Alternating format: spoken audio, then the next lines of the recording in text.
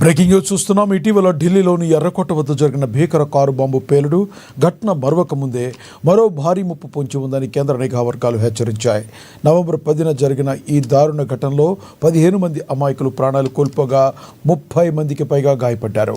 పాకిస్తాన్ గూఢచారి సంస్థ ISI సహకారంతో ఉగ్రవాద ముఠాలు దేశంలోని ప్రధాన నగరాలనే లక్ష్యంగా చేసుకున్నట్లుగా ఈ సమాచారం అందడంతో కేంద్ర హోంశాఖ అన్ని రాష్ట్రాలను అప్రమత్తం చేసింది.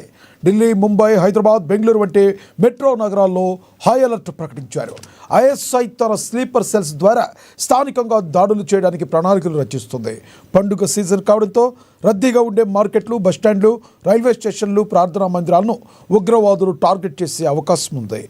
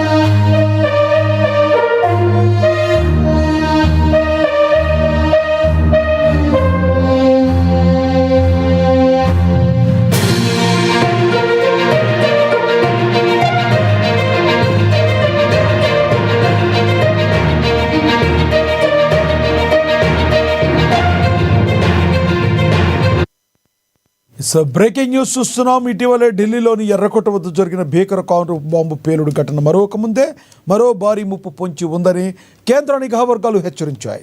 నవంబర్ 10న జరిగిన ఈ దారుణ ఘటనలో 15 మంది అమాయకులు ప్రాణాలు కోల్పోయారు, 30 మందికి పైగా గాయపడ్డారు. పాకిస్తాన్ గూఢచారి సంస్థ ISI సహకారంతో ఉగ్రవాద ముఠాలు దేశంలోని ప్రధాన నగరాలని లక్ష్యంగా చేసుకున్నట్లు ఈ సమాచారం అందడంతో కేంద్ర హోంశాఖ అన్ని రాష్ట్రాలను అప్రమత్తం చేస్తుంది. ఢిల్లీ, ముంబై, హైదరాబాద్, బెంగళూరు వంటి మెట్రో నగరాల్లో హై అలర్ట్ ప్రకటించారు.